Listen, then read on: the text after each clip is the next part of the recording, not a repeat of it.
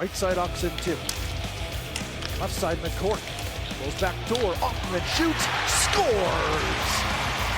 2-point game for Brennan Offman. And the Firebirds are in the lead 4-2. Now Durham walks in. Fires! Scores! Power play goal for the Firebirds. Luke, thanks so much for taking the time to be here. Welcome inside. Hey guys, thanks Dom for having me. I'm pretty pumped to be here. And your thoughts on this one after 20 minutes of play? A pretty back and forth hockey game so far. Yeah, I think all of us try and do our own good job. Centering chance, backdoor pop-up. Oh, Popovich dove over to make the save. The Director of Broadcasting and Communications, Dominic Hennig from the Flint Firebirds. He comes to the right corner for Oxen 2. Oxen 2, the lacrosse move, he did it. Oxen 2, DeAndre Svechnikov, and the Firebirds are in the lead 3-1. Wow. You could give one piece of advice to future recruits for your teammates, what would it be? Fun league, you gotta enjoy it here because these guys in here are your brothers. Langer right wing wall. Dropped it back. Here is Tucker. Shot scores. Tyler Tucker. Landria shoots. Scores. Power play goal for the captain. He's a man who pays meticulous attention to detail, always has a plan, and might put together the best scout pack in the league. Ladies and gentlemen, welcome Dominic Hennig to OHL Voices. Dom's been the voice of the Flint Firebirds since day one. Nice to have you on the show. Thanks, Josh. Been watching these. They've been fun to watch, and it's good to be part of it now. I know you're a Ferris State guy, background-wise. You've called games at the collegiate level. Maybe share a little bit about your journey to the broadcast booth and perhaps give credit to a name or two who has inspired you along the way. Yeah, I've had kind of an interesting start to my career. I was fortunate enough to begin calling games at the age of 14 with the Santa Fe Roadrunners in the North American Hockey League. It's Tier 2 Junior A in the USA, and the Roadrunners at the time, they would fly me down every weekend when I was 14 to call the games and fly me back to Metro Detroit, where I'm from. And from there, I think the Santa Fe Roadrunners became the Topeka Roadrunners, and they changed their name again this summer. But I then went on to call games at Ferris State University in the CCHA, the Central Collegiate Hockey Association, beginning at the age of 17. And then just ironically, by luck, the team made it to the Division I National Championship game in the Frozen Four just 3 years later when I was 20. And so when I was a junior in college, I got the chance to call the pinnacle of college hockey at the Tampa Bay Times Forum, now the Emily Arena, where the Tampa Bay Lightning play. It was sold out, 18,000 people. It was on ESPN, TSN. Team took a charter jet down there. And all the bells and whistles. So that was fun to call, your junior year of college. But I then stayed on to get my to work on my master's at Ferris State. And then in 2015, the Plymouth Whalers moved to Flint, Michigan. And I'm a hockey guy through and through. And I just completely, respect the Ontario Hockey League. And wanted to, kind of get a new avenue to the NHL, hopefully. And so I started with Flint from day number one. As far as, people to thank and who have been there along the way, there's a guy named Ben Holden who is a college hockey broadcaster on national TV on the CBS Sports Network in the USA. Who I talk with quite a bit. The American broadcasters get along. We're in a group chat and talk a lot as well. Aaron Cooney with the Erie Otters and Joey Patano with the Saginaw Spirit. And then just along the way, people have always been there, for me and vouched and try to help me move up the ladder. And that's what you got to be most thankful for. Don Harkins is one to name, and Danny Brooks currently with the St. Louis Blues. The Washington Capitals as well. And then from Ferris all the way down from the athletic director, Perk Weisenberger, John Coles, Bob Daniels, here to Flint now with, I would have to, say Costa Papisa, the president who gave me the job initially, and just, other great people, Eric Wellwood, Barclay Branch, Ryan Olahan, Joe Steffen, the list goes on. So a lot of people to thank, and, can't get here without them, and truly blessed. You've seen both sides of the hockey coin in terms of as you mentioned, elite collegiate level play, and then coming here to the Ontario Hockey League. Obviously, both brands have their strengths, but what in your mind is it that makes the OHL such a special league to be a part of? Yeah, not biased towards one way or the other. I think for the OHL, one of the things that sticks out to me is the amount of games and playing that NHL style level. I think in college hockey, there's 36 games in a regular season. In the OHL, there's 68, plus we're playing typically 5 preseason games, and most teams make playoffs. You're looking at least 4 there. So, you're upwards of 75 games a year at least in the Ontario Hockey League, playing on Wednesday nights and 3 games and 3 nights in 3 cities, just like you might in the National Hockey League. So I think that really prepares you for the next level. In my opinion, I love the broadcast coverage in the Ontario League, with every game being on TV in local markets, even when they're on the road as well. And then, of course, it just the how it's just hockey, only. It is literally, you're here for hockey, but then the education package, it can't be beat. I mean, in the OHL, you could get up to 6 years of, university paid for by the team. So, that's pretty special as well. But again, love both paths, have tremendous respect for both paths, and both could get you to the NHL depending what kind of player you are. Let's talk a little bit about Flint. The Firebirds, with a large amount of credit due to yourself, done a really good job just showcasing the organization and the facilities. Rolf Nilsson, the owner there, he's really made an investment into the franchise and into the player experience, hasn't he?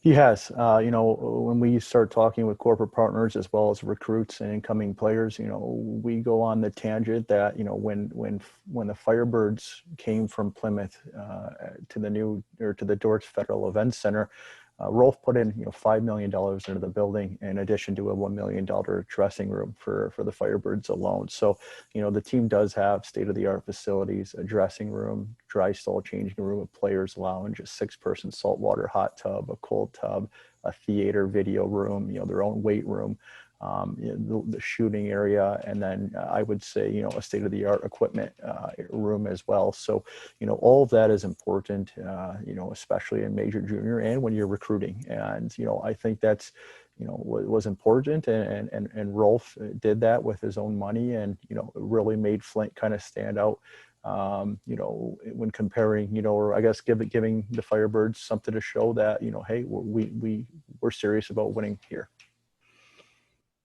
It's been an eventful 5 years in Flint, some ups and downs, peaks and valleys along the way, no doubt. But this past year, you had a chance to really see a consistently strong and competitive club, a record 40 wins and a long list of other benchmarks for the franchise. Unfortunately, the season ended, before you got to see the final outcome, but I'm sure it was fun to see, the Birds flying high with so much talent in one lineup, especially, for yourself, who's seen every single game in club history. Yeah, for me, again, coming from college to the OHL, I think you see players, older, from anywhere from, 18 to 25 in college, where in the OHL, you're 16 to 21, 20, on average. And so for me, it was kind of the first chance, since this was my 5th year in the OHL, to see how players mature and develop. And you could go from a team who a year ago started the season 0-16-1, make the right transactions, especially in the off season, and then completely turn it around as players grow and mature and go into a 40-win season and a 15-game winning streak, 12 of which on the road. Pretty incredible to see both ways. Like you said, both sides of the coin, but even more so the turnaround in such a short time, as well as watching, boys turn into men. And that's kind of what I enjoyed the most, and really seeing how you could come in at 16 and how this league does such a good job, developing players and human beings and making them, NHL ready. And you could see that firsthand with Flint this season alone. I know a personal favorite of yours, and this year's Mickey Captain's Trophy recipient, Ty Dellandrea. He was around for much of your tenure so far in Flint, and I'm sure it's been fun to see him come of age. I mean, right from the moment he was a first-round pick, even after, what would be considered a trying season in Flint. He was pretty gung-ho right from day one, and he's the kind of guy who I feel like, his positive attitude was pretty unwavering all the way through. Well, I think I wrote it in the Mickey Renaud Captain's Trophy Award nominee form that I'll never forget in 2016, after Flint's first year here in the league, and he was picked 5th overall. When I reached out to him, he said, "I want to be part of the solution, not the problem." And that goes to show you at the age of 15, 16 years old, who he is as a person, as well as the family he comes from. His mom Lonnie and his dad Jay have done a great job raising both their kids, and he has just been exactly what this city needed, because when Plymouth moved to Flint, it's a completely different hockey. This is a hockey town since the 1960s, but it was older pro hockey. First time really major juniors ever come through here, so people didn't. He was perfect for our fans to be a leader, become the captain, become the name, a name that this city would rally behind, and he did just that. And when things got bad, he didn't leave. And I don't know what was said behind closed doors, but there was no request of trade that made it publicly. And he stayed through it all, and look what he got to do and enjoy this season. Again, so bad that we didn't get the chance to finish it, but that says a lot about who he is. And in my opinion, he will forever be Flint's captain. And he will, he's obviously the first and only candidate for the jersey to raise in the rafters. But of course, we'll see what the National Hockey League career is like as well, upcoming here shortly. Well, speaking of Ty, that shorthanded overtime game winner this past season, I mean, that had to be up there as your favorite call of the season. Where does that stack up? Of the season, yes, that was one of them. I think I was jumping up and down and that my headset came off and I had to put it back on. And if you go back and listen to it, you could hear the headset come off. But, what I liked about it is I think it was with 3 minutes left in overtime, somewhere close to that. And he started the overtime. And so he was out there for a good 2 minutes. Flint was also shorthanded in overtime.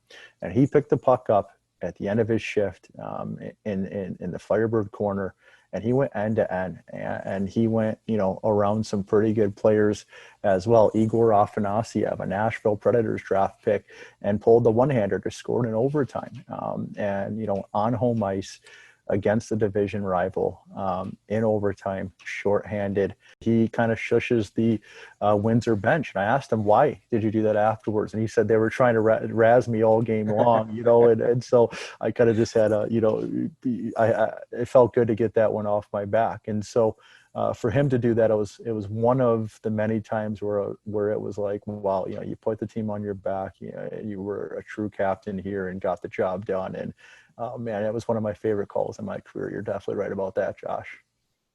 Sure, it's always kind of tough to, to ask yourself what could have been or what might have been. You guys were in great shape to clinch home ice after kind of pulling away from Windsor there towards the end of the season.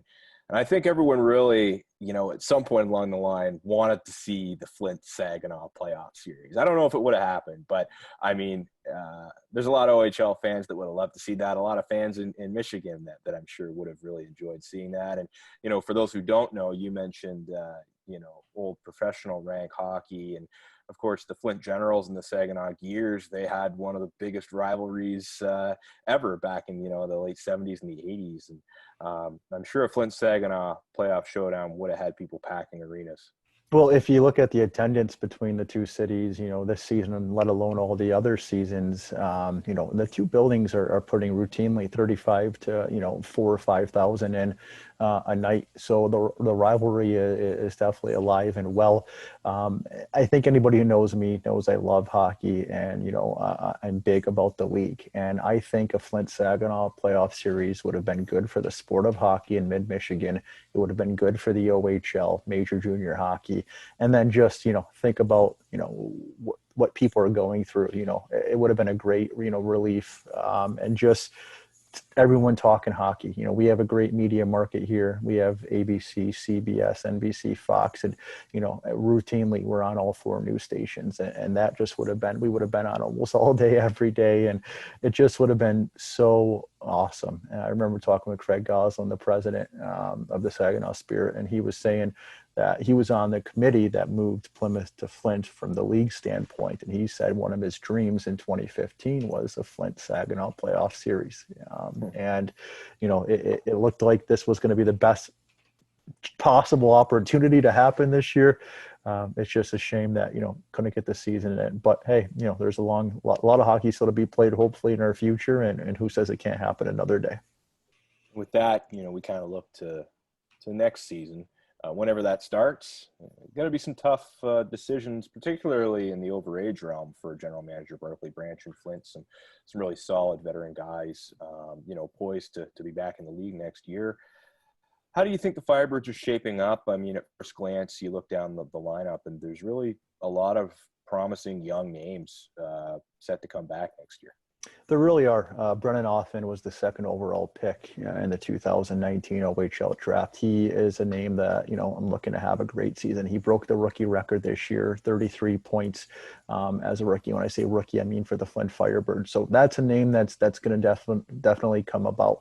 Riley Piercy came from the Barrie Colts. This is a guy who doubled his point production since coming over from Barrie at the trade deadline. Cody Morgan tripled his production in one season from the Windsor Spitfires coming to Flint as well. You could also look at, the goaltender Luke Haviland. If you look at his last game against the Saginaw Spirit, he stood on his head, and there's been many times where he has. So as long as he stays healthy, I think this is a goaltender that could lead Flint, a long way. On the back end, Riley McCourt, he was among the top 5 defensemen in scoring in the OHL last year, and he's he is supposed to be back for the Flint Firebirds again. So you start talking about your forwards and scoring. Depth is a thing for Flint right now. They've had 6 or 5 off-season signings plus a trade acquisition. They've had 6 players, and then who knows what happens with the European import pick as well. That's 7 more additional players as well in the Flint system. So the Firebirds going to have some depth now, and I just think that this club has really done a turnaround from 2015, 2018 to where we are now in 2020. I think they're set up for a great future and for years to come. Well, we're midway through July, but there really is a lot to look forward to. Dom, you're a first-class media relations guy and broadcaster. I know you love the job, and it's guys like you that tell the stories of the OHL. So, really looking forward to seeing you back in the booth again real soon. And thanks for joining me today. My pleasure. God bless.